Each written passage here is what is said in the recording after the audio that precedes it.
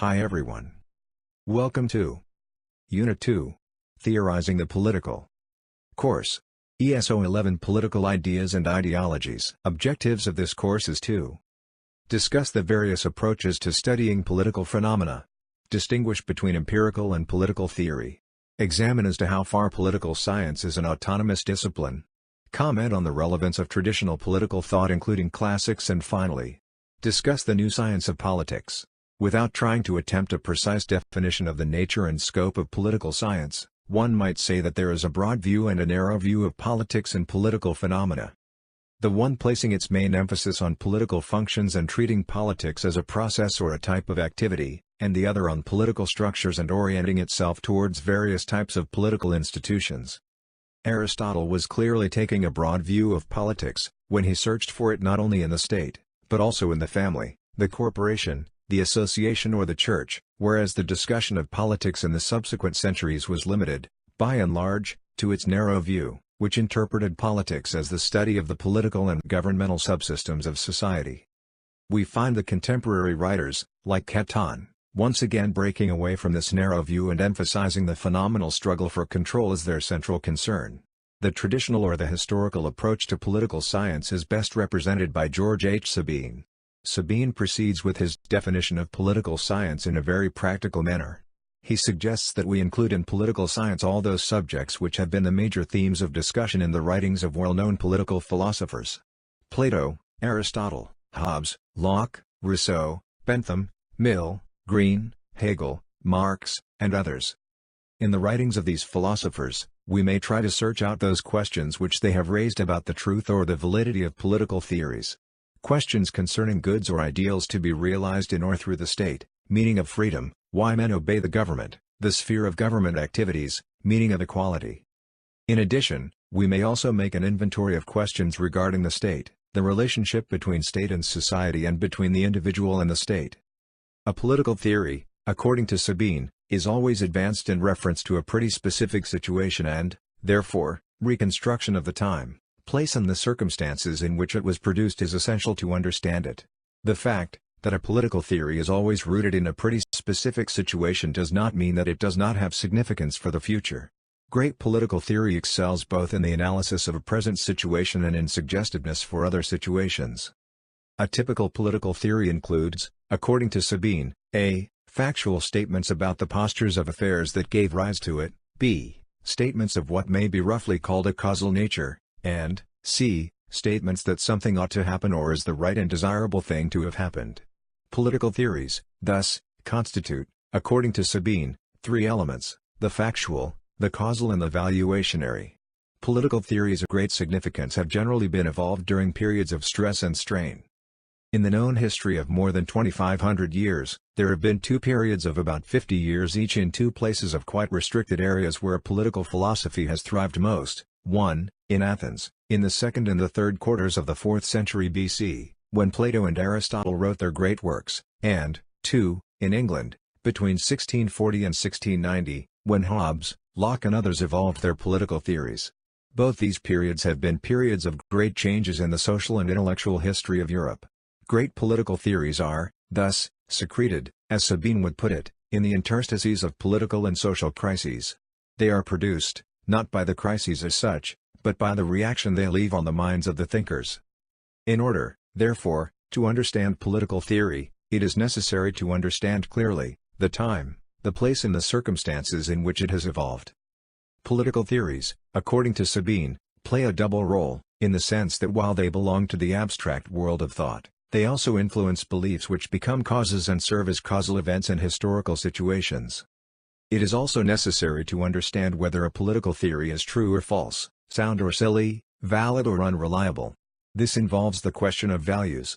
It is, therefore, necessary that in the understanding of political theory we should try to bring in the factual, the causal as well as the valuational factors. The historical approach has been generally criticized as one which is much too deferential to tradition. It is also pointed out by many of the modern writers that this approach takes a narrow view of politics and restricts it to the domain of the state. Several contemporary writers have tried to widen the scope of political science so as to include not only the state but the society as well, a point of view which is very clearly brought out by Catlin. Catlin would like to use politics in the Aristotelian sense, in the sense in which it includes all those activities which are carried out within the auspices of society. Catlin regards political science as indistinguishable from sociology, and has pointed out a number of advantages of this approach. It allows the student to deal with the relations and structure of society as a whole and not with a segment of it artificially created between the 15th and the 17th century in a part of Europe and now described as the modern state. It links up his studies with a general theory of society which the political scientists can ignore only at their peril, something which most modern political scientists have not done. If the political scientist deals with the state as his unit of analysis, he is likely to neglect the trivial and the common details regarding political events taking place from day to day, which he cannot understand unless he relates them to happenings in society. A large number of states exist today, but they cannot all be treated as individual units for the purposes of political analysis. One has to go to their basic characteristics. If the political scientist decides to go beyond the study of institutions and undertakes the study of functions and processes, he would find it easier to pick up a unit of analysis. Catlin, on his part, has opted for the study of the phenomenon of control as the central concern for the study of politics. By the act of control, he means the act of individuals. Catlin would have no objection to define politics, as Viochi has done, as the study of government, provided we accept government as a synonym for control and not institutions, like that of president or cabinet. One could also call politics the study of power and influence, if we clearly understood that influence is not government, or in Max Weber's words, the struggle for power or the influencing of those in power, and embracing the struggle between states as such and between organized groups within the state. Here are a few questions with answers. You can pause the video at any time to go through the questions and answers in detail. Besides the traditional and the contemporary viewpoints regarding political science, there is a third viewpoint advanced by Leo Strauss, which may be described as the philosophical approach. Leo Strauss makes a distinction between political theory and political philosophy and believes that they are both parts of political thought. Political theory, according to Strauss, is the attempt truly to know the nature of political things. Philosophy being the quest for wisdom or quest for universal knowledge, for knowledge of the whole. Political philosophy is the attempt truly to know both the nature of political things and the right, or the good, political order. Political theory and political philosophy are complementary to each other, since generally speaking, it is impossible to understand thought or action or work without evaluating it. Strauss is critical of both historicism as advocated by Sabine and social science positivism for which Catlin has been pleading, the former being in his view the serious antagonist of political philosophy. Values, Strauss believes, are an indispensable part of political philosophy, and cannot be excluded from the study of politics. All political action aims at either preservation or change, and is guided by some thought or evaluation of what is better and what is worse. A political scientist is expected to possess more than opinion. He must possess knowledge of the good life or the good society. If this directedness becomes explicit, if men make it their explicit goal to acquire knowledge of the good life and of the good society, political philosophy emerges. The assumptions concerning the nature of political things, which are implied in all knowledge of political things, writes Strauss, have the character of opinions. It is only when these assumptions are made the theme of critical and coherent analysis that a philosophic or scientific approach to politics emerges. Political philosophy, according to him, is the attempt to replace opinion about the nature of political things by knowledge of the nature of political things. The attempt truly to know both the nature of political things and the right, or the good, political order.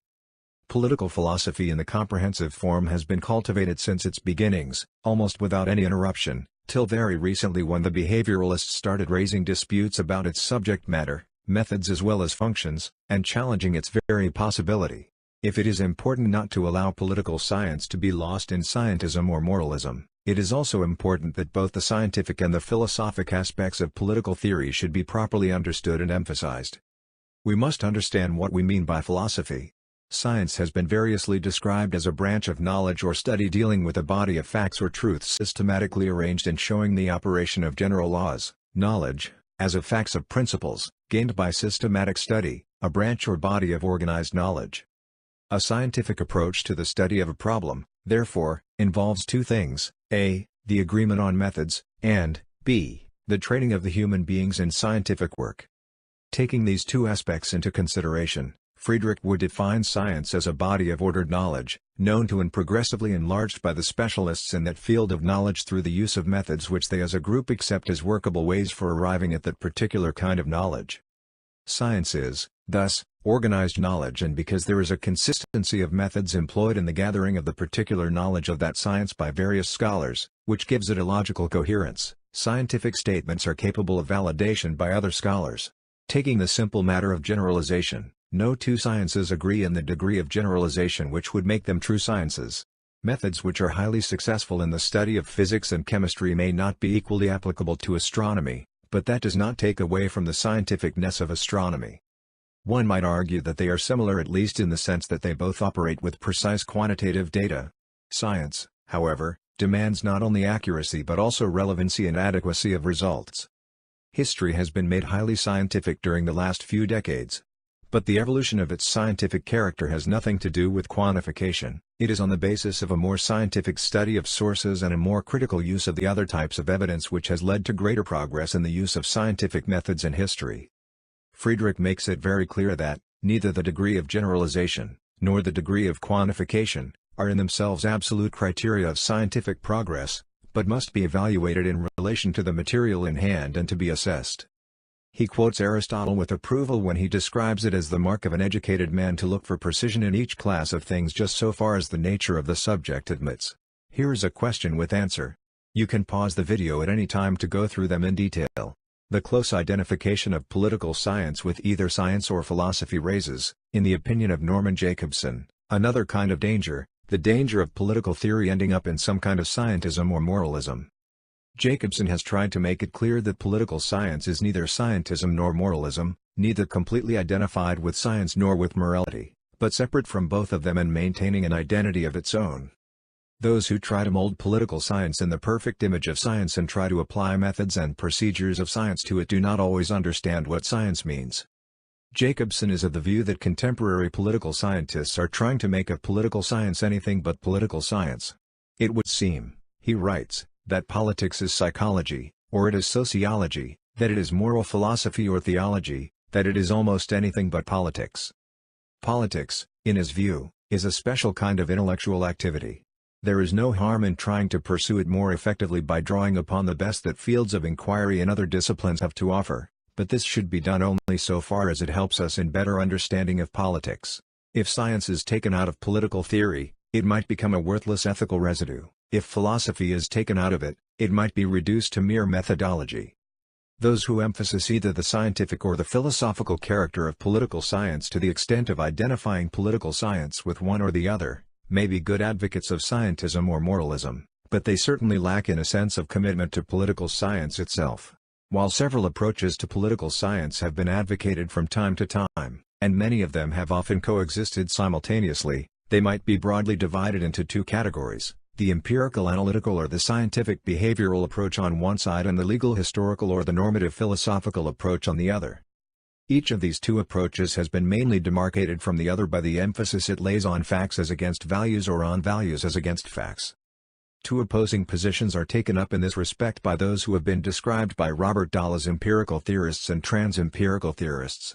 The empirical theorists believe that an empirical science of politics based on facts alone is possible, whereas the others, the trans-empirical theorists, are of the opinion that the study of politics neither can nor should be purely scientific. The controversy mainly revolves around two major issues. 1. Can political analysis be neutral? 2. Should political analysis be neutral? Regarding the first, the empirical theorists are certain that it is possible to isolate and to test the empirical aspect of our beliefs about politics without the necessity of going into the value-laden question of whether the empirical propositions are true or false. A correct decision on what is empirically true is not the same as a correct decision on what ought to be. Whether values are derived from God's will, or natural laws, or are purely subjective in nature, as the existentialists believe. Whether the stability of popular governments in general or in a particular country is in any way dependent on literacy, multi-party systems, proportional representation, a two-party system, whether it can best function under single-member constituencies, are questions which can be tested empirically, irrespective of the fact whether they are concerning the right or the wrong political systems. The trans-empiricists, on the other hand, believe that whatever be the situation in the natural sciences, Facts and values are so closely intertwined with each other that, in the study of politics, one cannot separate them except in the most trivial instances. Whatever one might pretend, they would say, one is making value judgments all the time. Any comprehensive theory about politics, they argue, must inevitably contain evaluations not merely of the empirical validity of the factual statements in the theory, but also of the moral quality of the political events, processes or systems described in the theory. It is, therefore, an illusion to think, according to the trans-empiricists, that there can be a completely objective theory of politics. Here's an example. You can pause the video at any time to go through it in detail. While the empirical theorists, under the impressive, scientific garb of behavioralism, seemed to be dominating the discipline of political science during the 50s and the 60s, the uses as well as the relevance of classical political philosophy continued to be widely recognized, and a number of influential contemporary political thinkers continued to defend and uphold the traditional classical political theory and severely criticize the empirical analytical approaches. The names which immediately strike one's mind in this connection are those of Michael Oakeshott, Hannah Arendt, Bertrand Juvenel, Leo Strauss, Christian Bay, and Eric Voegelin. A classic has been defined as a work in a class by itself, a work of the first rank and of acknowledged excellence. Works like Plato's Republic and Laws, Aristotle's Ethics and Politics, Augustine's City of God, Aquinas' Treatise on Law and the Summa Theologica, Machiavelli's Prince and Discourses, Hobbes's Leviathan, Locke's Second Treatise, Rousseau's Social Contract, Hegel's Philosophy of Right and Marx's Philosophic and Economic manuscripts of 1844 and German ideology come under the category of classics. The very use of the word in plural involves a conversation of many voices, a dialogue between different perspectives and interpretations of reality as a whole. A conversation, as Dante Germano has pointed out, is not a battle of voices, but rather a reflection of certain predominant lines of argument, which can be identified by those who will listen. It is a conversation of mankind which extends beyond the modern into the medieval and the ancient ages, and the quality of which is not affected by the context of time or space in which a particular political philosopher was located. All that was necessary was that one taking part in this conversation of mankind was directly involved in the issues of the day which, whether in politics or in philosophy, are issues of all time, was capable of deep thinking, or contemplation, on these issues and could express himself in a language which would appeal to men in all ages. Michael Oakeshott, who took over the chair of political science in the London School of Economics and Political Science from Harold Laski in 1951, has been identified with the resurgence of conservative thinking in England. But it would be wrong to regard Oakeshott as merely a conservative, though conservative he was in every sense of the term. His major contribution was to recover political theory as a tradition of inquiry and regain for political science the possibility of a critical, theoretical analysis. Oakeshott based his philosophical analysis on experience which seeks to rediscover the multidimensionality that had been denied to experience by the ideological and positivist writers. Oakeshott treats philosophy and science as basically two different kinds of activities and believes that it would be wrong to attempt to transfer the methods and concerns of the one to the other. The notion that philosophy has anything to learn from the methods of scientific thought, he writes, is altogether false. Philosophy, according to him, must be pursued for its own sake, and must maintain its independence from all extraneous interests, and in particular from the practical interest. Oakeshott believes that political philosophy, or, as he would like to call it, philosophizing about politics, is a limited activity within the context of the larger role of philosophizing, the attempt to see one particular mode of experience, practical experience, from the standpoint of the totality of experience. Reflection about political life, as he mentions in his introduction to Hobbes' Leviathan, can be at a variety of levels, and was apt to flow from one level to another, but in political philosophy we have in our mind the world of political activity and also another world, and our endeavor is to explore the coherence of the two worlds together. Political philosophy for him is the consideration of the relation between politics and eternity. Politics is contributory to the fulfillment of an end which it cannot itself bring about. Political philosophy for Oakeshott is not, what it is to the behavioralist, a progressive science which accumulates solid results and reaches conclusions upon which further research may be based. It is, on the other hand, closely integrated to history. Indeed, in a sense it is nothing but a history, which is a history of the problems philosophers have detected and the manner of solution they have proposed, rather than a history of doctrines. Hannah Arendt is a more prolific writer. Believing in the uniqueness and responsibility of the individual human person, she is not only opposed to totalitarianism of all kinds, but also to the behavioralist approach in social sciences, which, according to her, prepares the ground for totalitarianism. In its search for uniformity in human behavior, she warns, it will itself contribute to the making of a uniform stereotyped man. The name of Bertrand de Jouvenel may perhaps be mentioned along with that of Hannah Arendt. Both believe that politics has a potentiality for creative activity and should not be transformed into the dead uniformity of administration. Both are against totalitarianism, which threatens to become the predominant phenomenon of the 20th century, and have tried to examine its intellectual and moral roots. Leo Strauss, professor of political science at the University of Chicago, whose death in October 1973 was a great loss to political philosophy, is one of the most outstanding contemporary theorists and a staunch critic of the behavioralist approach.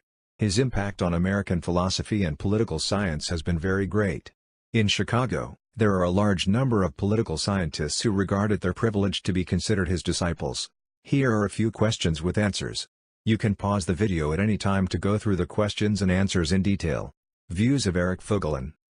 Among the modern political thinkers who have taken flights into the heights of political philosophizing, the name of Eric Voegelin stands out as the most prominent.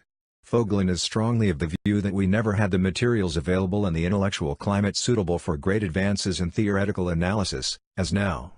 Voegelin is against system building in modern philosophy and believes that the system constructors are ignorant of the basic experience of existence.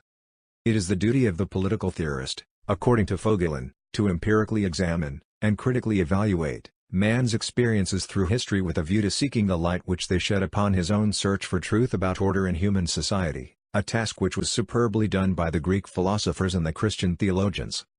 Voegelin sharply disagrees with the modern political theorists who would treat political theory as essentially methodology and its task as merely acting as the handmaiden of research into behavioral regularities on the phenomenological level.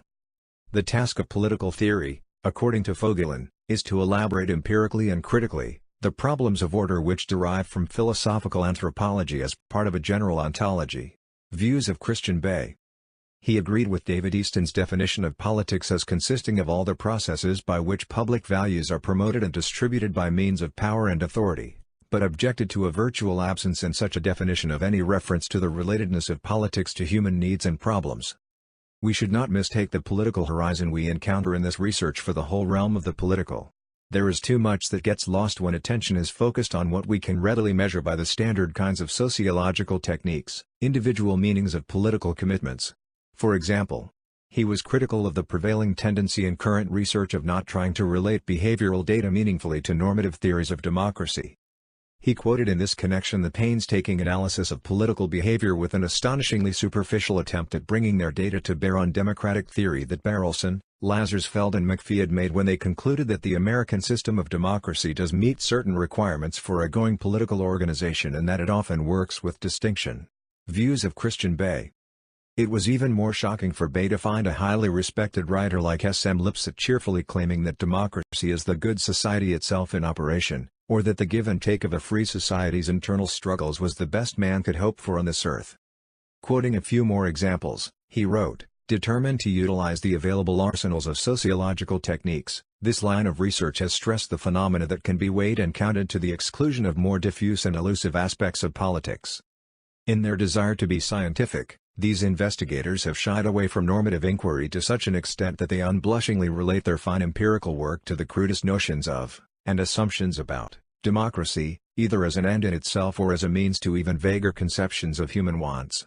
Here is a question with answer. You can pause the video at any time to go through them in detail.